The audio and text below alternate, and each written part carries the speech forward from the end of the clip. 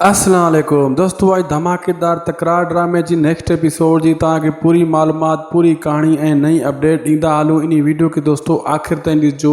छा हाणे next episode में जेको आहे शेर अली यानी असद कुरैशी जी एंट्री बाक़ाइदा थी वेंदी, या वरी शेर अली अचण सां ई सिजावल सां मुहारियो अटकाईंदो, या वरी नवाब खान सां गुलण सां उनजी कहिड़ी दुश्मनी आहे। शेर अली जी गुलण एॾो डिॼे थो यानी असद कुरैशी खां, इहो बि तव्हांखे ॿुधाईंदासीं। इन वीडियो खे आख़िर ताईं ॾिसजो ऐं सॼी कहाणी तव्हांजे साम्हूं रखंदासीं। दोस्तों तव्हां सभ खां पहिरियां मूं ई ॿुधायो त गुलण खे जेको आहे शेर अली सटको ॾींदो। हाणे तव्हां ॾिठो त हाणे मां इहो बि तव्हांखे ॿुधायो त शेर अली जे लाइ का न का जॻह ठाही वेंदी ड्रामे में। ऐं तव्हां ॾिठो जेका किस्त जेका अॼु राति हली वई, इन में शेर अली जी ॻाल्हि गुलण अची कई नवाब खान सां।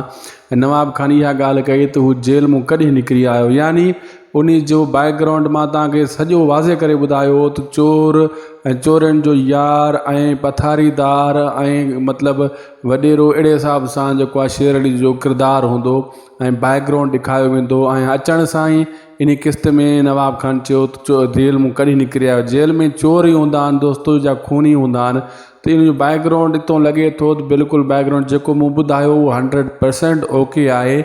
हाणे दोस्तों इन जी जॻह थी वई आहे शेर अली जी, ऐं अचण वारी किस्त में हाणे हिकिड़ी इन जी एंट्री ॾींदा, दबंग एंट्री असद कुरैशी जी ॾेखारी वेंदी।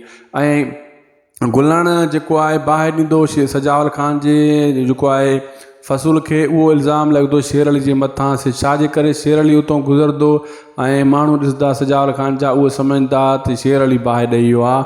छाजे करे पुराणी दुश्मनी सजावल खान सां बि आहे, नवाब खान सां बि आहे शेर अली जी।